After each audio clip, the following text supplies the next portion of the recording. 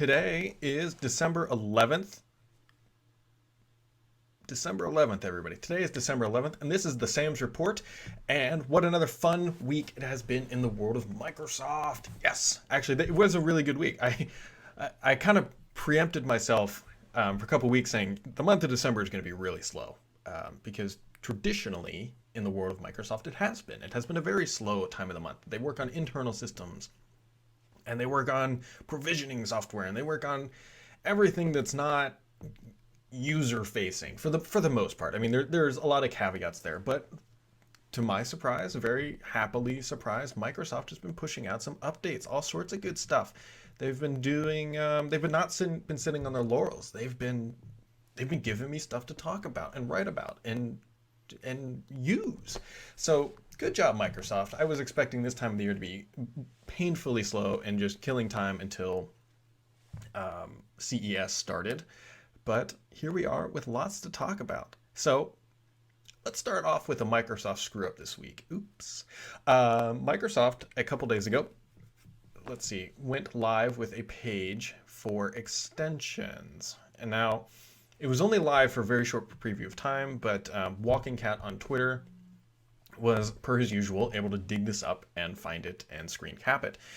And so what this is, it's essentially going to be the landing page for all things Microsoft extensions for Edge. And this is a good thing. Now, there's good and bad with this. The good was that they're working on the page. That means the release of this stuff is right around the corner. It has to be. They were working on the page. They had some examples up. Reddit Enhancement Suite. For those of you who are power Reddit users, this is a very popular plugin. They also had a Pinterest plugin. I've actually seen this Pinterest plugin before, way back at, I think it was Build. Yeah, Build. They showed off Pinterest in a private setting running in Edge. So this plugin has been in the works for quite a while. But anywho, so they're starting to build this page. The bad news is we still don't really know when. We don't have a date, and they don't even have a build number. Microsoft actually typed in, it's live with build, and then it was just 5 X's in a row. So we're getting there, and Microsoft is taking a very serious effort about this, and some very happy news, at least to report on my personal reporting, I should say. So back when I was at Neo, and I wrote that Edge would essentially leverage Chrome extensions, and that's Microsoft's deal with getting people to use or to build extensions for it. They're essentially or Chrome extensions. And so once this page went live, Walking Cat was able to actually download an extension and broke it apart. And the extension is essentially the same thing. It's really just a Chrome extension, but you swapped out some of the verbiage for from Chrome to, I think it's MS Edge or MS Browser, and then the extension worked in Edge. And so that's Microsoft's strategy, which is exactly what I reported, exactly what I was hearing. So that's good. And it's good for users too, because it means other popular extensions like LastPass that have not said if they're coming yet to Edge, it's a relatively easy transition to go from Chrome to Edge. So that's good. Microsoft is doing the very, very right. Good English, Brad.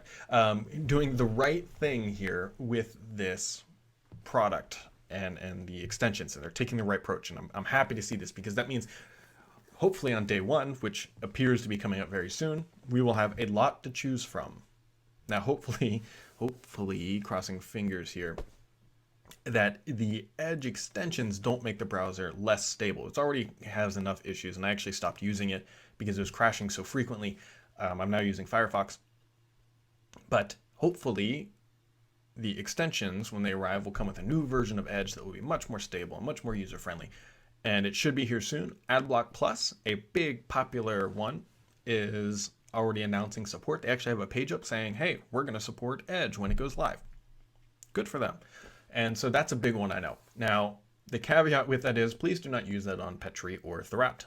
If you like this podcast and you like Paul and I going to events, you like us eating food and supporting our families, advertisements are a means that we use to support that. There are other mechanisms, but advertising. If you don't like ads on Thurrott and Petri, I will tell you, and we will be having a subscription service. Paul has talked about it a little bit. I'm not ready to go into all the details yet. It'd be interesting if Microsoft leaked out what our subscription is going to be. That'd be a complete reversal, because some of them actually do know. But we will have a subscription service. I want to make it very clear: this is not a paywall. It's a if you don't like the ads on Thurrott, and we're building out some other really cool features actually, but if you don't like the ads on Thurrott, it's a way to remove the ads and not feel bad about doing so that Paul and I can continue to eat and podcast and do all the things we love, and all the other people that support Blue Whale Web. But that's just getting aside. So Adblock Plus is coming. If that's something you've been looking forward to, that is coming to Edge, and it will be here soon. So what else is going on this week? This guy got a big update. Band 2. Microsoft dropping some Christmas gifts early with this stuff. Pretty big update, really. There's activity reminders, music controls, but to be honest, the biggest thing for me is the music updates. So you can now, with a couple swipes and gestures, actually change the tracks of the music you're listening to. It kind of baffled me this wasn't there when it launched, but it's here. You can now control your music through the band, which is amazing, and it's so much better. If you haven't installed this update yet, you're really going to want to. So good job, Microsoft. Band 2 update. My update went perfectly fine. I have not seen any issues of people saying that they have problems with their band update. Frankly, I would be kind of surprised. Microsoft is old hat at this, although every time I think that they shouldn't have issues, they tend to screw something up. But here we are, Band 2 update out. Get it, go download it. You got to have the Health app installed. That's actually how it works. And make sure Health is installed. Check Health. It will prompt you, and mine took actually about 5 to 10 minutes or so. But it worked, it's smooth, and we're golden. So, other things that went on this week. Microsoft, if you are a fan of LiveWriter, and I would honestly love to hear some opinions about this. So Microsoft, who has been very much embracing the open source community, has open sourced LiveWriter, which was part of the Windows Live Essentials bundle, I believe, a couple years ago. I want to say 2012. Doesn't seem like it was that long ago, but it probably was. And so they killed the product, and now it's back. And people were losing their mind over this. Not so much that it was open source, it was the fact that they could download it again, and that it's hopefully going to be supported by the open source community. People were loving it. I personally just think it's great. It's just kind of another word editor that makes it a little bit easier to blog. But there are some very passionate users about this stuff. And for those who love the product, you can now, I should probably mute my speakers. You can now download it. So there you go. If you were a fan of LiveWriter, it's out there. Scott Heinzelman, I believe, was a driving force behind open sourcing the technology. So good on him. It's now an option, and it's out there, and it's free. So I want to talk about something else that was a big news drop this week. Cortana made it to iOS. So here it is. For those listening to audio only, oops, I should probably hide those emails that are coming through. For those who can see, who are watching this through the YouTube Live, you can see here, this is Cortana on iOS. And it works. I mean, it's Cortana on iOS. So I don't want to totally trash this, because I don't want it to make it sound like that. It's good. It does what it needs. The problem is that as I just got it, you download it, open it, and you're kind of like, now what? It does sync most of the things directly from your PC, so you can kind of, I should hide some of that stuff. You can see I've got a calendar invite for my wife's Christmas party tonight, and a whole bunch of other stuff. It's nice, right? It's kind of it's the only solution that Microsoft could do, because Apple's assholes about this and will not give them more access. And it's not just Microsoft. Apple just blocks everybody from doing anything fun on their OS. I mean, for Christ's sake, you can't even take, if I wanted to take one of these icons and move it out and have a gap, you can't do that. Apple's iOS is a little ridiculous when it comes to, you're going to have it's the Henry Ford model. You're going to have iOS in any color you want, as long as it's black type thing. But anywho, it works. It syncs everything. It pulls content in. Realistically, I wish I could replace Siri with it, because it actually, I have better luck generally with Cortana. But because of Apple's walled garden, there's not a whole lot you can do. It is nice that you can sync your reminders, which is, to be honest, really what I'm using it for. I set a reminder on the PC, and then it will blast it to my phone. So that is good stuff. and I hope that Microsoft can evolve it and find more creative ways to use Cortana. But it is there. It does work. And it's probably the best, pretty close about as much as they can do because of how Apple operates. Now, if you're on Android, specifically if you're on Cyanogen, Microsoft has actually worked with that group and has given Android pretty much the full, or Android, Cortana, just about the full suite of capabilities. So Android users get a lot more love out of Cortana, and there's a lot more Android users, so that's a good thing.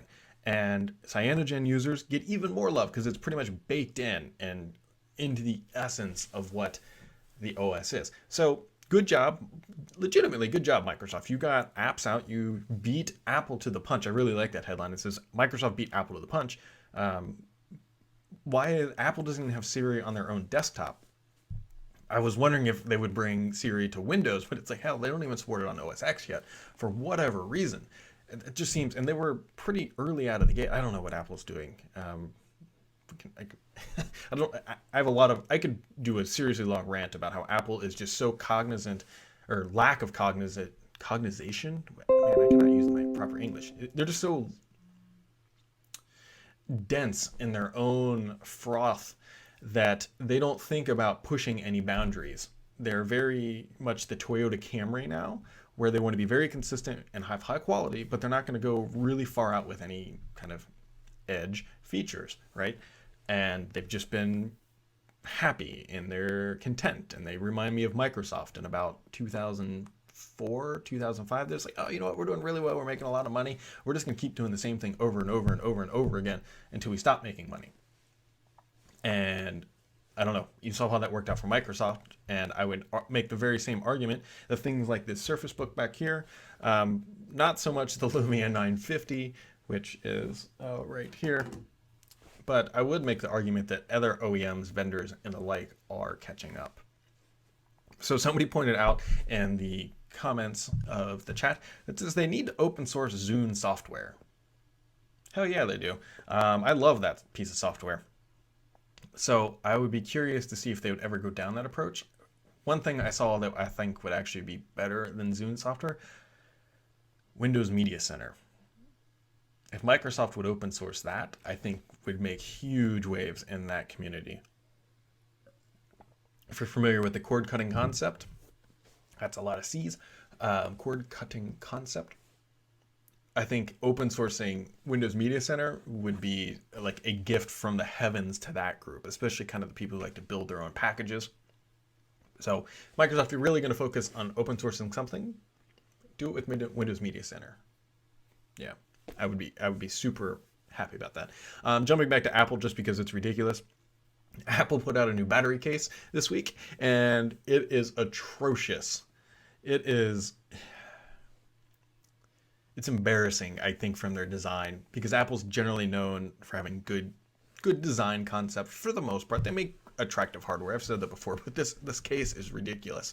It got lambasted in the reviews for just being ugly. I don't know. It's terrible. It looks like it has a hump on the back, but don't call it a hump because Tim Cook said not to. But Tim Cook, it is a hump. You guys just injection molded a battery into a plastic case with a lightning port at the bottom. To give these devices, these iPhones that don't have great battery life, slightly better battery life. Stop going for thin as in, give us a slightly better, hell, make a thicker iPhone and give us better battery life. Start pushing boundaries on 2-3 days without having to charge. That would be fantastic. But anyways, I tweeted all this stuff out because if you look at the iPhone 5C case that they made, which was ugly, they created this hump of a battery case that was ridiculously ugly. Their new Magic Mouse that has to plug in from the bottom, and then they also have the iPad Pro, which with the pencil charging in it looks like it's, as Paul described to me, it looks like it's getting a prostate exam. And so I packaged all this up and tweeted out, and it just went crazy. It got it's like 1,500 retweets or whatever.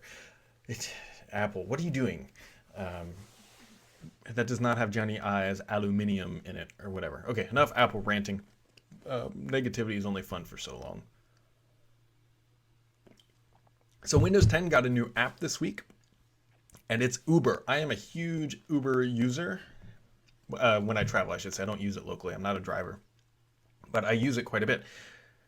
And so they brought the app to the desktop, and it, like, Microsoft went crazy, like, Uber's on the desktop. And great. It's a universal app. It works on the desktop. But here's the caveat. There's a little asterisk with it. You still need to use your phone. So yes, it's great that Uber's on the desktop and you can ping it and have it come work. And don't get me wrong, it's not a complete, like, useless app. Because the live tile and whatnot does some fancy things, tells you how many minutes until they arrive, but you still need a phone. So it's a universal app, and it works and it runs. It's a big name brand, which I think is the bigger thing, to be honest, is that they've got Uber in the store now. That's actually a pretty huge deal. I shouldn't, considering the struggles Microsoft has had with the Windows Store and getting those types of groups into it, maybe I should step back a little bit and just say, hey, you know what? They got Uber into it. So I would expect to hopefully see Lyft in the near future, potentially Sidecar, and whoever else. Those are kind of the big three, whatever, car sharing services that are out in the market right now. So Uber's in. If you need it, it's there. You can use it. You can hail a vehicle, but you still need a phone. Just keep that in mind. So let's kind of talk about Cortana back here again. I'm jumping all over because I got kind of sidetracked here. But Cortana, buddy at The Verge, Tom, wrote up that Cortana is obviously going to be in Redstone. And really what it's going to be able to do is jump around between applications. It's going to be embedded in more locations. I had heard similar things, just never really articulated it all that well. But realistically, it's going to be much like how it is in the Edge browser, and Cortana will be integrated into other applications. Of course, this sounds a lot like Clippy. If you remember, Clippy was in Office. It was in all sorts of things. But Microsoft is using Cortana as this glue across all of its products. And you can really start to understand this a little bit better. So they have Cortana now on Windows Phone, Android, iOS. They have it on the desktop. They have it in a browser. And so Cortana is just kind of this little digital assistant that's going to go with you everywhere. And the company is building up Cortana to be this kind of resource that no matter what you're in, you can use it to find your way around, or to get your documents, or to get your content. And so Cortana is kind of like what Bing search used to be. If you remember, Microsoft embedded Bing search into everything. Well, I mean, it's in Windows 10, it was in Windows 8, it was in all their apps, and they were using Bing search across it as their fabric, if you want to call it that. So they're replacing Bing, and not like replacing, but they're using Cortana as the new fabric. And it makes a lot of sense, right? They're going to put this Cortana into everything, and it's going to be helpful. It's hopefully going to be passive and a little bit active, meaning that I'm hoping that Cortana reacts to you rather than you reacting to Cortana. Because you remember, Clippy was just atrocious. It's like, hey, you're trying to write a letter. Do you need help? It's like, no, Clippy, die in a fire. I'm not writing a letter. You think I'm writing a letter, but I'm not. So here we are with Cortana, a modernized version of it. And somebody wrote, I'll read this comment in a second because I've been having a similar issue. Cortana is this fabric, and it's a lot more than just search, and it's coming to everything in Redstone. At least that's the idea. They want to create a Cortana experience. Windows is all about creating these experiences and whatnot. And so that's kind of what's happening with Redstone, and it will float around and move within the OS. So it should be good. I'm actually really looking forward to that. I'll be curious to see when this shows up in the insider builds.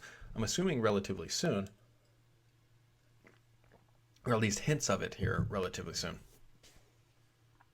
So that's Cortana and Redstone here. But it should, realistically, somebody described this experience as Clippy, but with less suck.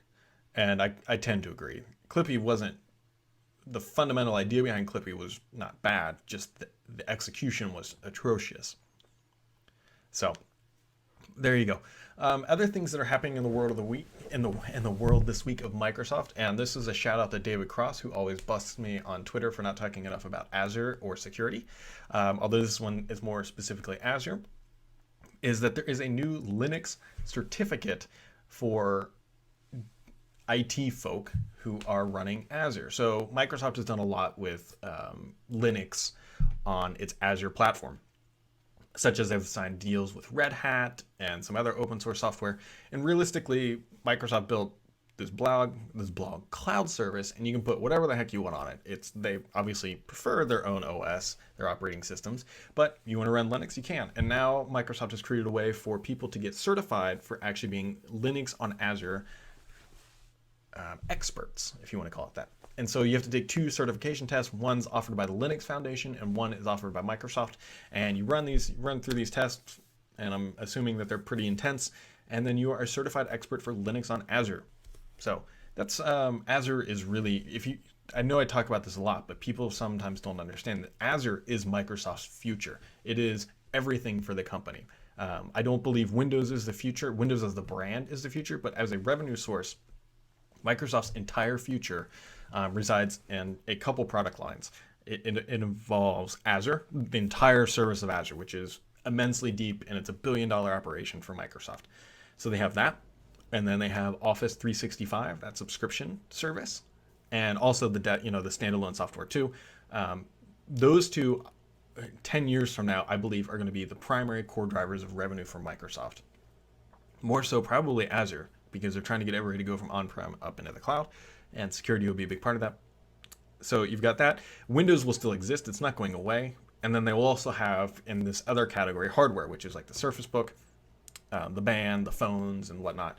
And those, I honestly, realistically think, long-term, looking more than 5 years out, are Microsoft's path to sustainability in this type of competitive environment where you can't charge much money for pure software.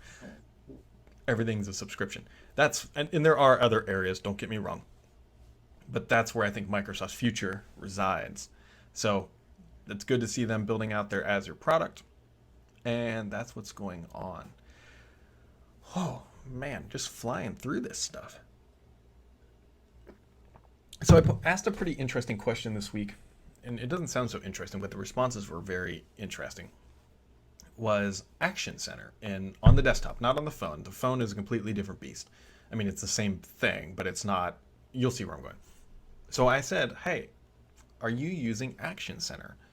And the mixed results were primarily I only use it to clear the notification. I have quiet hours set on permanently. To some people who are very hardcore users of the Action Center. I myself personally never use it. I don't even use the shortcuts, just because I have my start menu set up correctly, set up to optimize to my experiences, so I can get everything I need directly through the start menu. And I don't use the Action Center. Not even on the Surface Book or really anything. The reason I bring this up is that in Redstone there should be widget integration into the Action Center. It was actually, they were thinking of bringing it in this fall, but I believe the feature got cut sometime around, I want to say July-ish, maybe even June or earlier. But anyways, so they're going to bring widgets to the Action Center, which should hopefully make it a little bit more user. What started all this conversation is I rediscovered Rainmeter. If you're not familiar with this for Windows, it's a great little widget desktop application, especially for super minimalist typography type looks. Check it out. I just reinstalled it to look at CPU usage and RAM on my Surface Pro 4.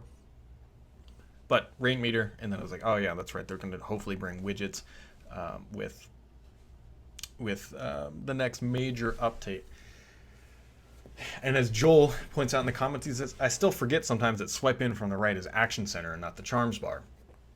I can't believe I'm saying this, but I do kind of miss the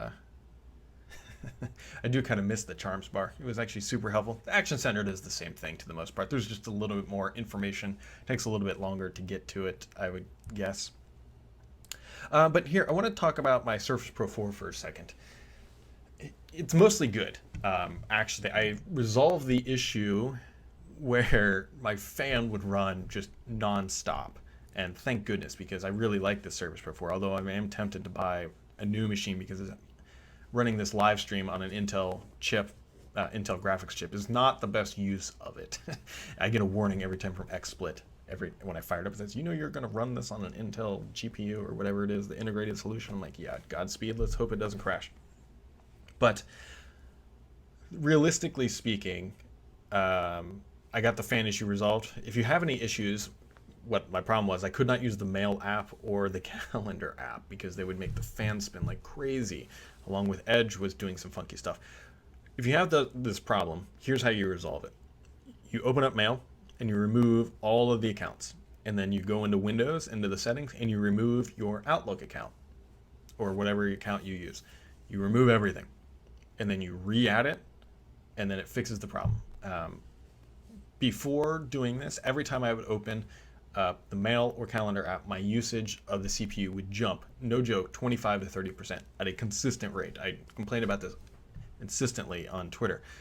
And so Microsoft actually helped me walk through this. They said, hey, try this. And now with Mail and Calendar open, and only those apps, my CPU usage idling is around 4%. So just a dramatic improvement. Keeps the fans from spinning up, makes the machine much more enjoyable. I'm quite happy with it. I just wish that the Mail app was more feature complete. But the reason why I bring this up, last 2 nights in a row, So there's an issue. There's an issue with the Surface Book and the Surface Pro 4, if you're not aware, that you cannot put them to sleep. And Microsoft actually said this issue will not be fixed until early 2016, which is complete crap for a $1,500 machine starting price right there. You can't put it to sleep. The workaround right now is to put it into hibernate. So I remap the button, and to close the lid here in the Surface Pro 4, which sits behind my monitors, so that it puts it into hibernate. The past 2 nights, I have come down to my machine and the displays on after putting it into hibernate. This hibernation was supposed to fix this issue, but clearly it has not, because my machine has woken up 2 nights in a row, and I'm positive that I have put it into hibernate. I don't know what's waking it up. As somebody commented earlier here, let's see. There were other issues with Cortana waking up machines, I believe was the issue.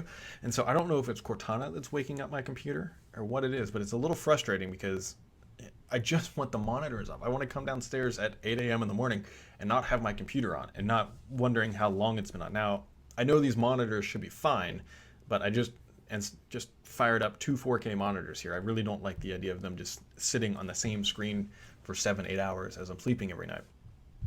So I hope Microsoft can work through this stuff. And, I don't want to forget about CES. So I got an email this morning from Microsoft about what is going on at CES. It's so they are going to have an event being in quotations. It's a private event. It's kind of a showcase type thing. And some of the executives, not Nadella, are going to be speaking. I believe Meyerson is actually going to be there. And I think this is more of like an OEM type thing. But yeah, so Microsoft will be at CES. I will be at CES. I actually just booked my flight. I need to figure out where I'm going to stay in what hotel after this podcast here. So if you were going to head to CES, and I know about 150,000 people are, I will be there. I get in on the 5th, maybe the 4th. I think things kick off on the 5th. And then I'm taking a red eye home because I enjoy punishment and that kind of stuff on the 7th, I want to say. So Paul will be going as well. Paul and I will be out there doing our mayhem and getting hands-on with the latest hardware and doing all that good stuff. Expect a lot of galleries. That's kind of essentially a CR approach. We're not going to be live blogging. Realistically, for a couple of reasons. One, there's only 2 of us. It doesn't make sense. But we're going to get a lot of hands on the new hardware, a lot of good galleries, kind of bring you guys up to speed. If you have any real questions about CES or you're going to be there, make sure to let me know. And what another week it has been for Microsoft. I've been trying to think of a new column actually over on Thurrott. And if you have any feedback about this, please let me know. So I chat with Microsoft weekly, either officially or off the record. And I've been thinking about writing up every week, kind of what's the theme inside of Microsoft.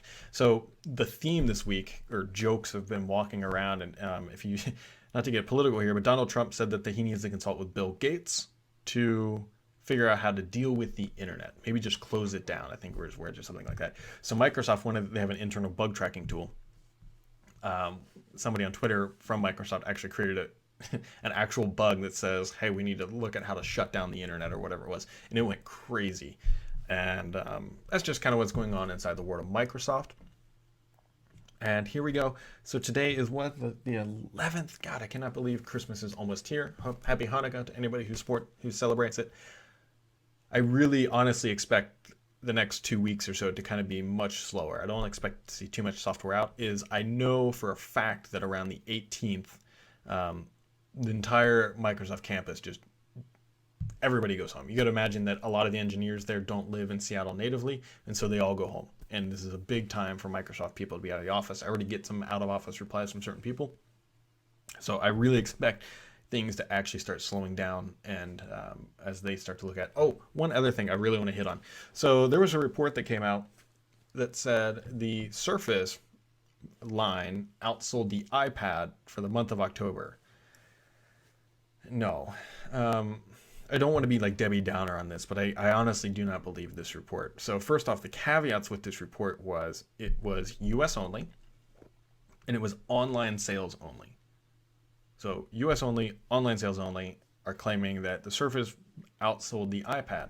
And I honestly hope it's true. I hope Microsoft has a gangbuster year. But here's my big issues with the headlines that were run were that the iPad, or the Surface outsold the iPad for the month of October. So, or sorry, maybe it was November. Whatever, it was probably November. That would make more sense. Whatever month. But here's my issue. It doesn't count in-store retail sales. If you've ever been to an Apple store, it is crazy. It is mayhem. It is obnoxiously filled with people. They have significant volume that goes through their retail channel. Also, this was US only.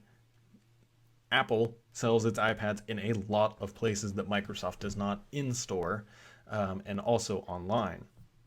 So I take this, the way I interpret this is that the Surface had a very, very good quarter. Very good. I would expect if the Surface line did not do $1 billion in sales, I would be concerned. That's what they did a year ago for this quarter, was $1 billion. I wrote the headline that the Surface brand becomes $1 billion operation for Microsoft. Considering the pent-up demand, the fact that they hadn't introduced a new product in a while, if Surface does not do $1 billion in sales this quarter, I will be very shocked. But I don't think it outsold the iPad. The iPad generally sells in the tens of millions, I believe, or tens of millions per year. I don't know what they do on the quarter. I know the iPhone's something crazy.